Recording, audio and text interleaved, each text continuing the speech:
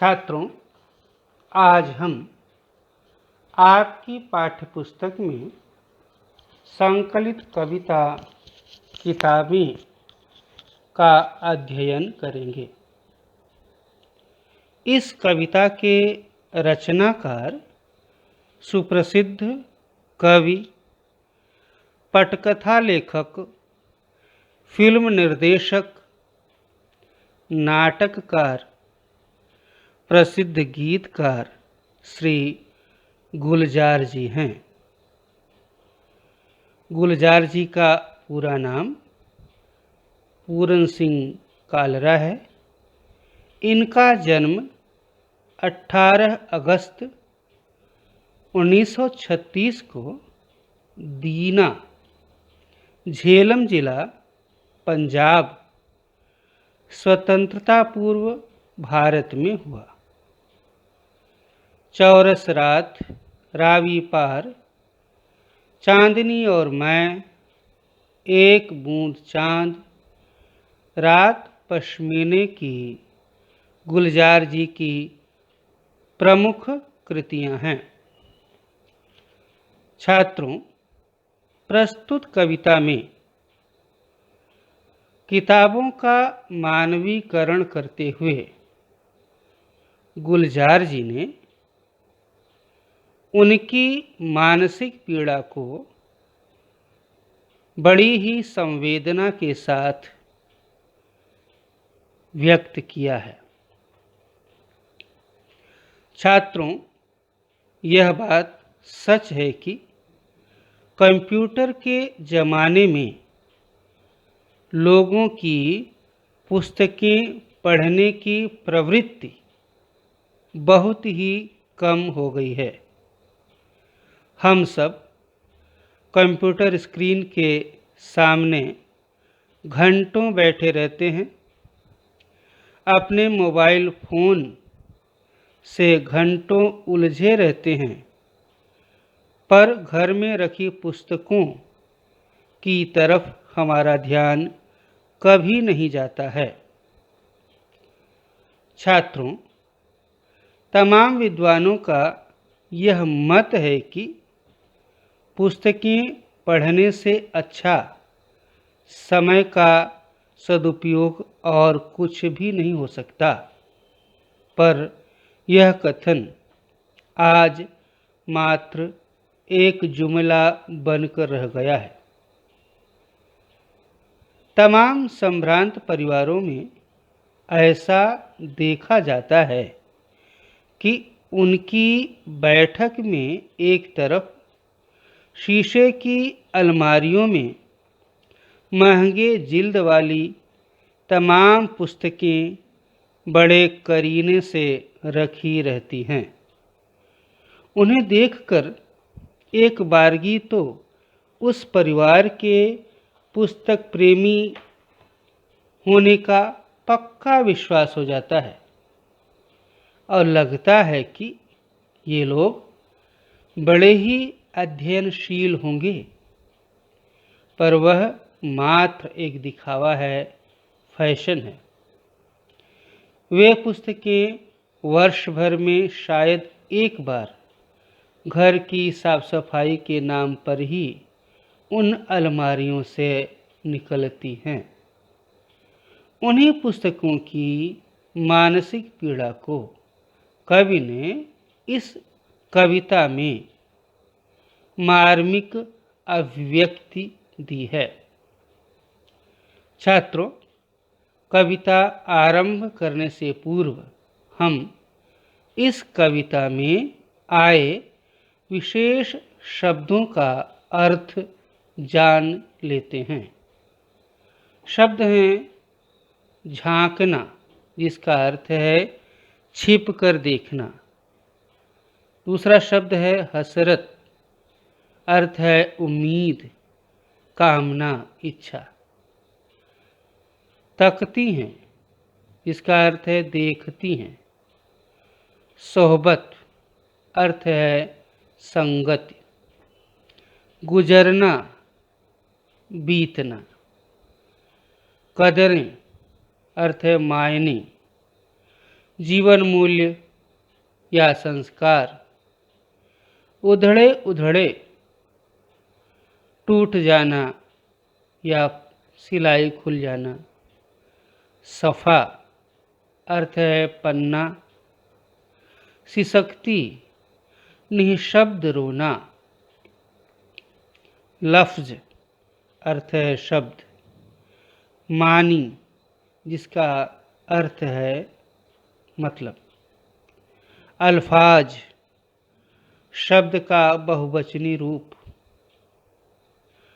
टुंड ठूठा जिस वृक्ष की पत्तियां झड़ गई हों, शाखाएं काट दी गई हों। जायका अर्थ है स्वाद। जाति शब्द अर्थ है निजी या व्यक्तिगत। राब्ता अर्थ है संपर्क। नीम अर्थ है आधा। सजदा अर्थ है माथा टेकना। आइंदा अर्थ है आगे भी। छात्रों, अब हम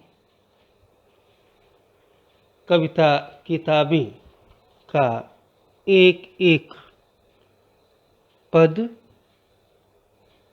पढ़ करके उसका अर्थ और भाव समझने की कोशिश करेंगे, प्रयास करेंगे।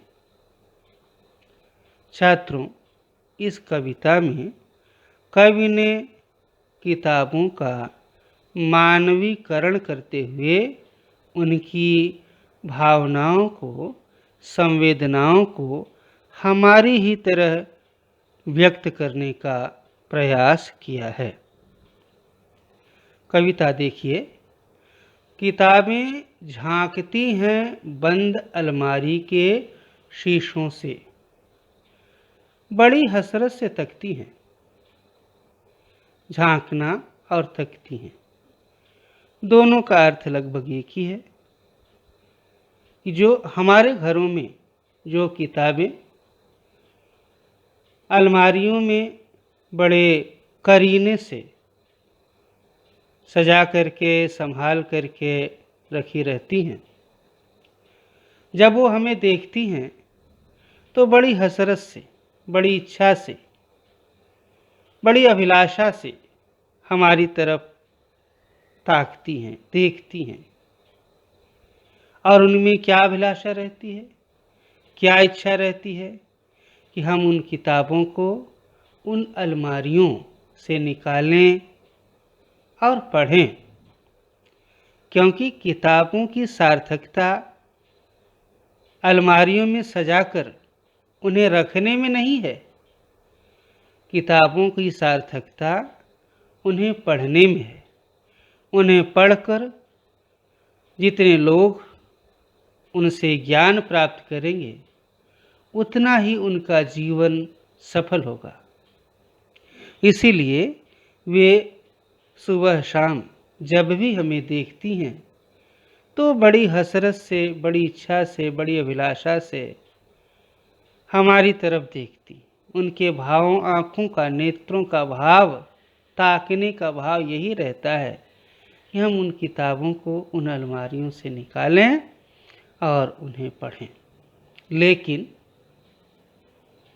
आज कंप्यूटर और मोबाइल के ज़माने में समय ऐसा आ गया है कि महीनों बीत जाते हैं, अब मुलाकातें नहीं होती।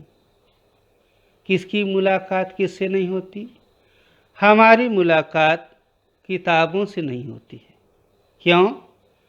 क्योंकि हमारे पास अपने आवश्यक कार्यों से जो भी समय बचता है, वह हमारा समय कंप्यूटर और मोबाइल फ़ोन को समर्पित हो जाता है। या तो हम कंप्यूटर के सामने बैठ जाते हैं या फिर अपने मोबाइल फ़ोन में उलझ जाते हैं। किताबों की तरफ, पुस्तकों की तरफ हमारा ध्यान बिल्कुल जाता ही नहीं कि इन्हें हमने बड़ी हसरत से खरीदा है, इन्हें पढ़ना चाहिए। ये रखने के लिए नहीं है, पढ़ने के लिए है। इसीलिए यहाँ लिखा है कि महीनों अब मुलाकातें नहीं होती। हमारी और पुस्तकों की मुलाकातें, मेल जोल महीनों तक नहीं हो पाते। वे रोज उसी हसरत से हमें देखती हैं कि हम उन्हें निकालें और पढ़ें, पर हमारे पास उनके लिए समय नहीं होता, क्योंकि जो समय हमारे पास रहता है, अतिरिक्त समय जो रहता है, वह या तो कंप्यूटर के हिस्से में चला जाता है या मोबाइल फ़ोन के। जो शामें उनकी सोहबत में कटा करती थी, सोहबत अर्थात साथ या संपर्क में। पहले ऐसा होता था कि जो पढ़े लिखे, सुशिक्षित, संभ्रांत वर्ग के लोग होते थे, वे अपने काम काज से जब छुट्टी पाते थे संध्या समय, तो अपना कुछ न कुछ वक्त, समय किताबों को अवश्य दिया करते थे। किताबें पढ़ते थे और उनके अध्ययन, चिंतन, मनन से अपने ज्ञान भंडार को समृद्ध किया करते थे।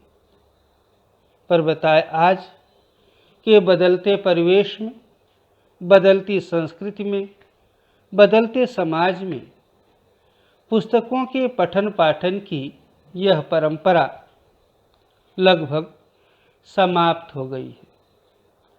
आज यह व्यवस्था कहीं दिखाई देती नहीं है।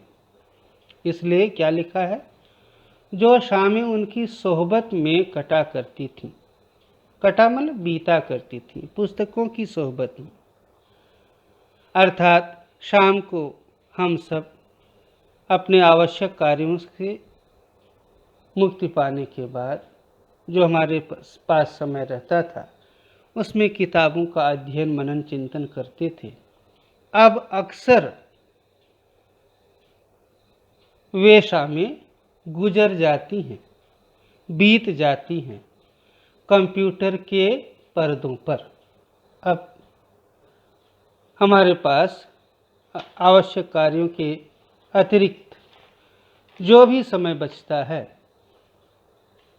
वह समय किसको भेंट चढ़ जाता है? कंप्यूटर को भेंट चढ़ जाता है। हम कंप्यूटर के सामने बैठ करके उसकी स्क्रीन पर कुछ ढूंढा करते हैं। बड़ी बेचैन रहती है किताबें। हमारी यह दशा या हालत या ऐसा व्यवहार देखकर उन्हें बड़ी बेचैनी होती है, बड़ा दुख होता है, उनके अंतर्मन को बड़ी पीड़ा होती है। क्यों? कि ये तो सर्वसामान्य बात है कि आप जिसकी उपेक्षा करेंगे उसे पीड़ा होगी ही। हम सब आज मोबाइल और कंप्यूटर के युग में किताबों की घोर उपेक्षा कर रहे हैं। इसलिए हमारे इस उपेक्षापूर्ण व्यवहार से उन्हें बहुत ही मानसिक वेदना होती है, बड़ा कष्ट होता है। अब उन्हें नींद में चलने की आदत हो गई है। इस पंक्ति का भाव यह है कि हम जब तक चैतन्य अवस्था में रहते हैं, सुबह से शाम तक जगे हुए रहते हैं, तब तक तो पुस्तकों का ध्यान हमारे मन में आता ही नहीं। कभी विचार ही नहीं आता कि हम पुस्तकें निकालें और पढ़ें, क्योंकि ज़्यादा समय तो अपने कार्यों में जाता है और जो अतिरिक्त समय बचता है वह कंप्यूटर और मोबाइल को भेंट चढ़ जाता है। इसलिए किताबें केवल रात में, सोते समय, नींद में, सपनों में ही हमारे जहन में, हमारे मन में, दिमाग में आती हैं। जो कदरें वे सुनाती थी, कदरें का अर्थ है मायने, जीवन मूल्य या संस्कार, अर्थात किताबों के पढ़ने से, उनके अध्ययन से, मनन से, चिंतन से, अनुशीलन से जो हमें संस्कार मिलते थे, जो जीवन मूल्य सीखने को मिलते थे, वे कभी मरते नहीं थे। वे कभी मरते अर्थात खत्म नहीं होते थे, आजीवन बने रहते थे। वे कदरें अब नज़र नहीं आती हैं घर में। बताया कि जब से कंप्यूटर और मोबाइल फ़ोन आ गया, तब से भले ही लोग इनके माध्यम से ज्ञान प्राप्त कर लेते हैं, पर वो नैतिक मूल्य, जीवन मूल्य, संस्कार, विचार जो हमारी संस्कृति को, हमारी परंपराओं को, जीवन मूल्यों को अक्षुण्ण बनाए रखने के लिए आवश्यक हैं, वे अब परिवारों में कहीं दिखाई नहीं देते। जो रिश्ते वे सुनाती थी, अर्थात किताबों के पठन, चिंतन, मनन से जो संस्कार, जो जीवन मूल्य हम सीखते थे, आज वे टूट रहे। समाज से नैतिक मूल्यों का ह्रास हो रहा है। जो रिश्ते वे सुनाती थी, वह सारे उधड़े उधड़े हैं। उधड़े उधड़े अर्थात टूट रहे। आज लोगों के पास ज्ञान भले ही है, पर संस्कार नहीं। और बिना उचित संस्कार के, बिना उच्च संस्कार के समाज का सही मायने में विकास नहीं हो सकता है, उन्नति नहीं हो सकती है। कोई भी समाज संस्कारहीन होकर जीवन मूल्यों से रहित होकर के विकास नहीं कर सकता। कोई सफा पलटता तो एक सिसकी सी निकलती है, कई लफ्ज़ों के मानी गिर पड़ते हैं। बिना पत्तों के सूखे टुंड लगते हैं वो सब अल्फाज जिन पर अब कोई मानी नहीं उगते। छात्रों, इन पंक्तियों के माध्यम से कवि गुलजार जी कहते हैं कि जब वे किसी पुस्तक का कोई पन्ना पलटते हैं तो एक सिसकी सी निकलती है। सिसकी किसकी होती है? पुस्तकों की होती है। उस सिसकी में उनके तरह तरह के मनोभाव छिपे रहते हैं, उनकी पीड़ा छिपी रहती है। वे भले ही मुखर रूप से कुछ नहीं कहती, पर उनकी सिसकी के परिणाम स्वरूप जो आंसू गिरते हैं, उन आंसुओं की एक एक बूंद के एक एक भाव और अर्थ होते हैं। उन आंसुओं के भावों के आगे बड़े बड़े शब्द टुंड अर्थात अर्थहीन लगते हैं। तो छात्रों, इस वीडियो में इतना ही। कविता का शेष भाग हम अगले वीडियो में करेंगे। धन्यवाद।